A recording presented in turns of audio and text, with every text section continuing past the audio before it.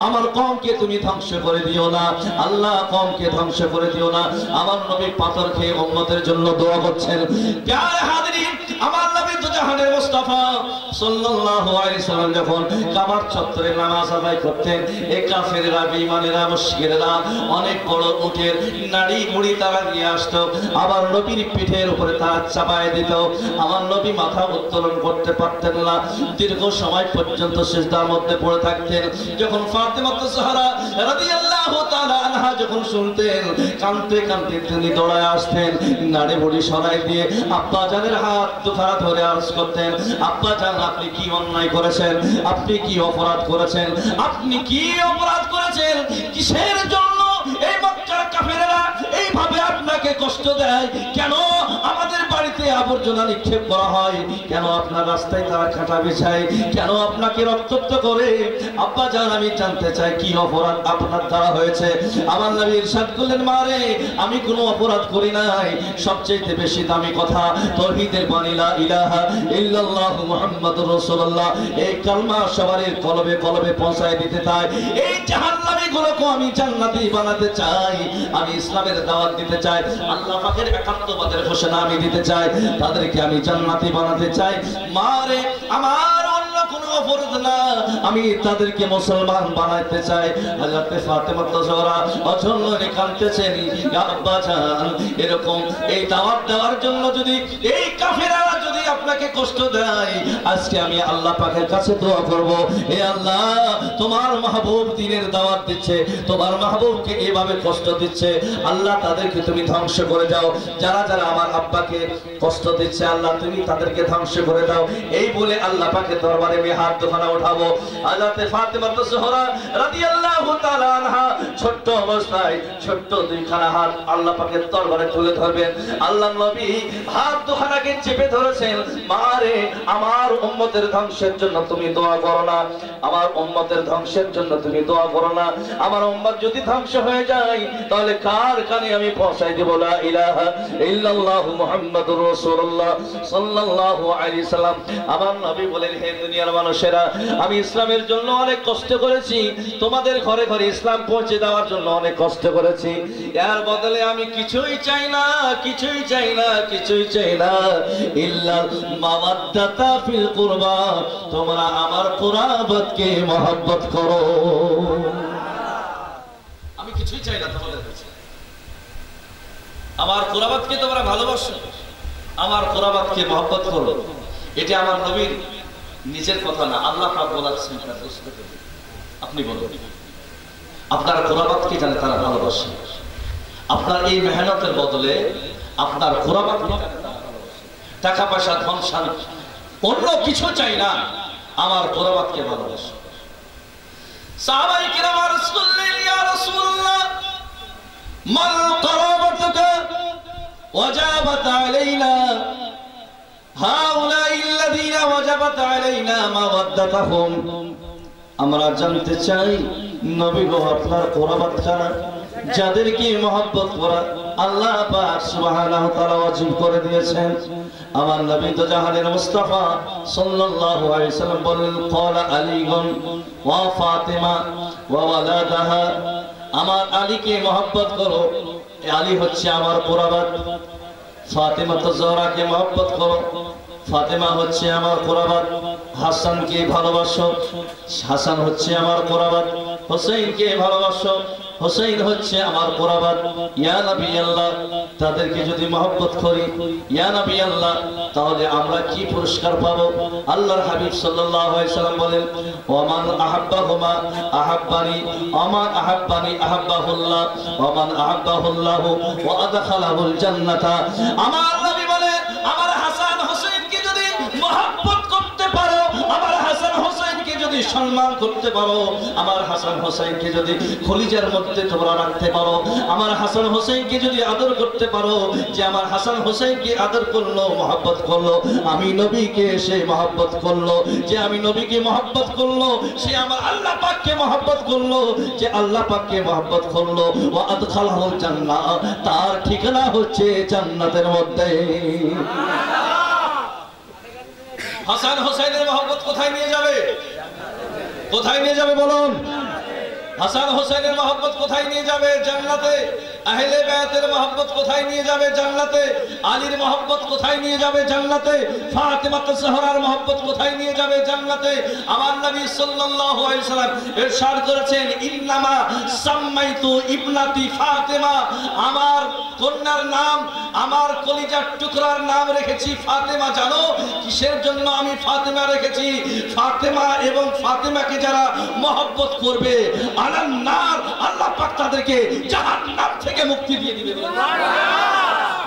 যে আমার ফাতেমাকে মহব্বত করবে, আল্লাহ পাক ফাতেমার জন্য জাহান্নাম থেকে মুক্তি দিয়েছেন, এবং আমার ফাতেমাকে যারা মহব্বত করবে সে জাহান্নাম থেকে মুক্তি পেয়ে যাবে। বলেন সুবহানাল্লাহ। আমার নবী সাল্লাল্লাহু আলাইহি ওয়াসাল্লাম ইরশাদ করেছে, হুব্বু আলীগিন, আমার আলীর মহব্বত, আমার আলীর ভালোবাসা তোমাদের গুনাহকে এইভাবে জ্বালায়া দেয় যেইভাবে আগুন খড়িকে জ্বালিয়ে দেয়। আলীকে মহব্বত করো, আল্লাহ পাক তোমাদের গুনাহকে জ্বালায় দেবে। আল্লাহ পাক তাদেরকে কত দামি বানাইছেন, তাদেরকে কত দামি বানাইছেন। হযরত আলী কত দামি জানেন? ওই আলী যিনি কাবা শরীফের মধ্যে পয়দা হয়েছেন, জিনার বিলাদত কোথায়? কাবা শরীফের ভিতরে। হযরত ফাতিমা বিনতে আসাদ ওনার আম্মা জান গর্ভ অবস্থায় ছিলেন, কাবা শরীফের তওয়াফ করতেছিলেন, 3 চক্কর হয়ে গেছে, তারপরে বেদনা শুরু হয়ে গেছে। মা জননী যাবেন কোথায়? লজ্জার বিষয়, কোথায় আত্মগোপন করবেন, কোথায় যাবেন, চিন্তার মধ্যে পড়ে গেলেন। অদৃশ্য থেকে আওয়াজ আসতেছে, হে ফাতিমা বিনতে আসাদ, অন্য কোথাও যাওয়া লাগবে না, তোমার জন্য কাবার গেটকে খুলে দেওয়া হলো। অন্য রিওয়ায়াতের মধ্যে আসছে, ফাতিমা বিনতে আসাদকে আওয়াজ দেওয়া হলো, তোমার জন্য কাবার দেওয়ালকে পাঠিয়ে দেওয়া হলো, তুমি কাবার মধ্যে প্রবেশ করো। ফাতিমা বিনতে আসাদ তিনি কাবা শরীফের মধ্যে প্রবেশ করলেন, সেখানেই হযরত আলীর জন্ম হলো। আলী ওই সাহাবী জিনার জন্ম হয়েছে কাবা শরীফের ভিতর, আলী ওই সাহাবী জিনার শাহাদাত হয়েছে মসজিদের ভিতর। হযরত আলী রাদিয়াল্লাহু তাআলার আম্মা জান, আমার কথা কি বুঝছেন আপনারা? আমার কথা বুঝে আসতেছে? আমি আহলে বায়াতের একটু শান বয়ান করতেছি আপনাদের সামনে, শুনবেন তো আপনারা? আল্লাহ পাক কত দামি বানাইছেন ওদেরকে, ওনারা কত দামি। আল্লাহু আকবার। হযরত আলী রাদিয়াল্লাহু তাআলার আম্মা জান তিনি হযরত আলীকে কোলে নিয়ে বাড়ির দিকে গেলেন। হযরত আলী এখনো চোখ খোলেন নাই, চোখ বন্ধ করে আছেন। বাড়ি গেলেন, মা জননী টেনশনের মধ্যে, চিন্তার মধ্যে, আমার বাচ্চা অন্ধ জন্ম নিল নাকি, চোখ কেন খুলে না, পেরেশান। বংশের মানুষেরা সব পেরেশান। আল্লাহর হাবিব সাল্লাল্লাহু আলাইহি ওয়াসাল্লামকে খবর দেওয়া হলো, ইয়া রাসূলুল্লাহ, ইয়া হাবিবাল্লাহ, হযরতে আবু তালিবের ঘরে হযরতে আলী জন্ম নিয়েছে। আল্লাহর হাবিব তো জাহানের মুস্তাফা সাল্লাল্লাহু আলাইহি ওয়াসাল্লাম তাশরীফ নিয়ে আসলেন। গার নবী মুস্তাফা হযরতে আলীকে কোলে নিলেন।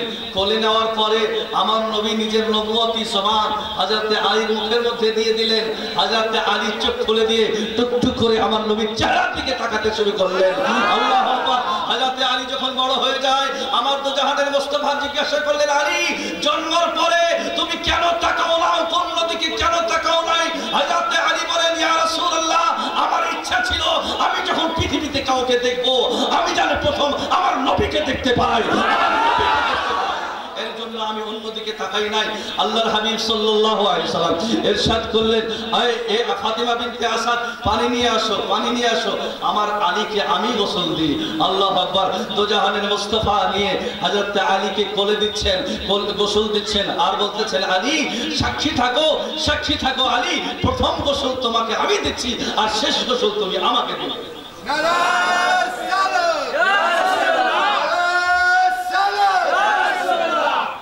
শেষ গোসল তুমি আমাকে দিবে।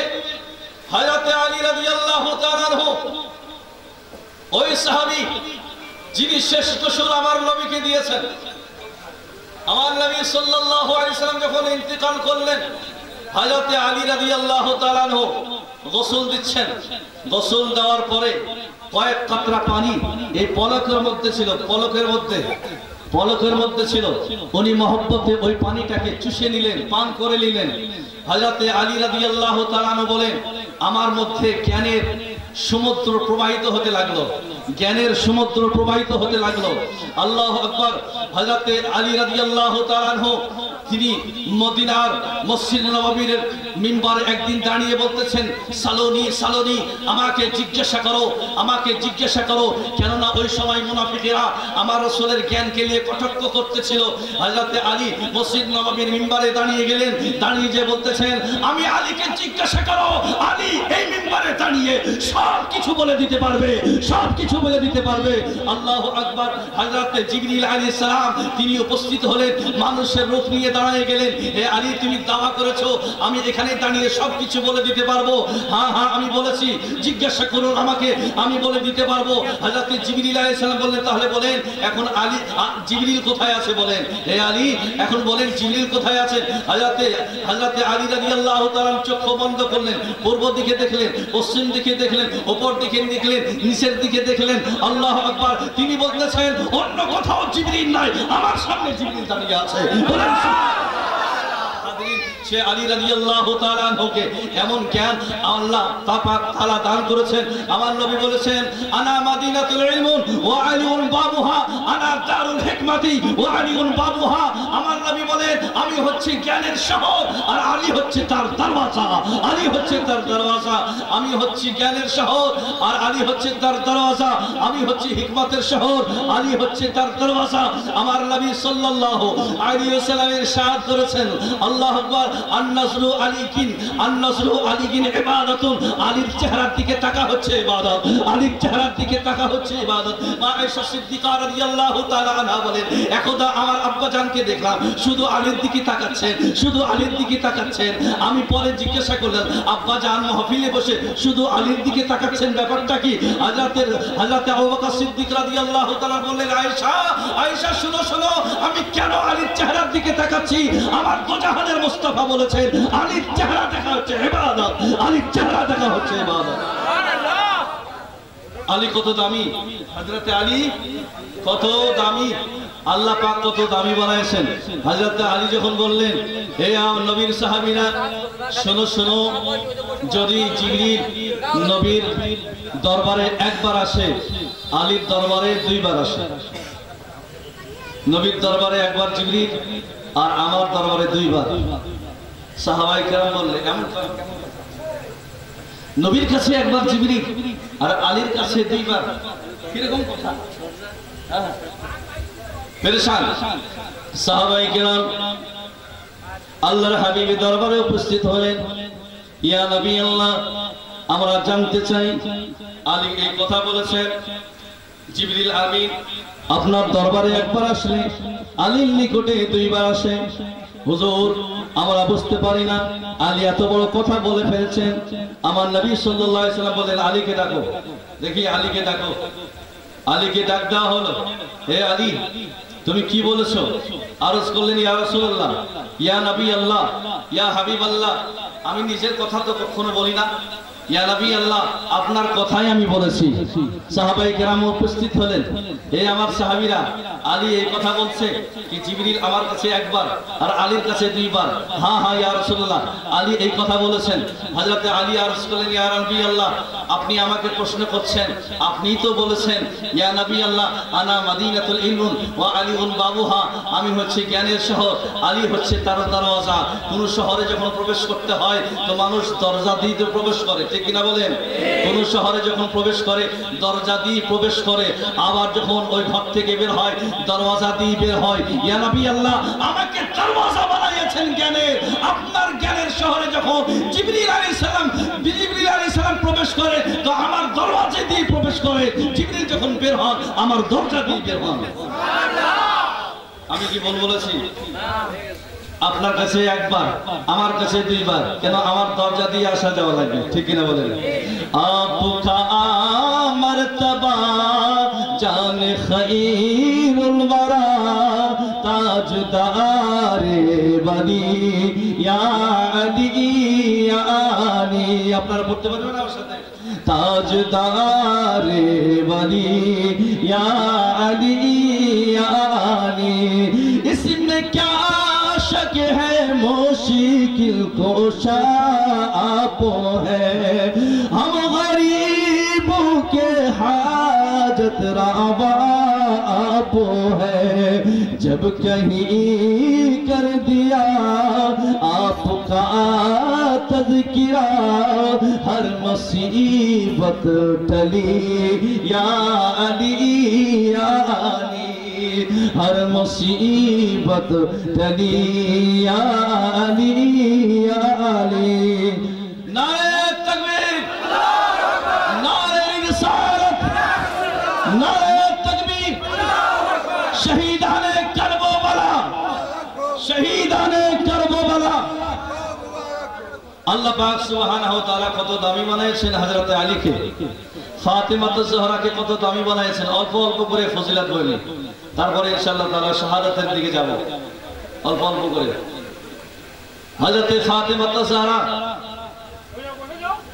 এমন আল্লাহু আকবার হযরত ফাতিমা জোহরা রাদিয়াল্লাহু তাআলা আনহা পৃথিবীতে কিভাবে আসলেন আমার নবী তো জাহানের মুস্তাফা সাল্লাল্লাহু আলাইহি সাল্লাম মা খাদিজাতুল কুবরাকে নিয়ে বসে আছেন ঘরের মধ্যে আলাপ হচ্ছে আলোচনা হচ্ছে ইতিমধ্যে মা খাদিজাতুল কুবরা বললেন ইয়া নবী আল্লাহ আপনি জান্নাত ভ্রমণ করেছেন আপনি জান্নাত দেখেছেন জান্নাতের ফলমূল দেখেছেন নবী গো জান্নাতের ফল দেখতে ইচ্ছা হয় জান্নাতের ফল খেতে আমার ইচ্ছা হয়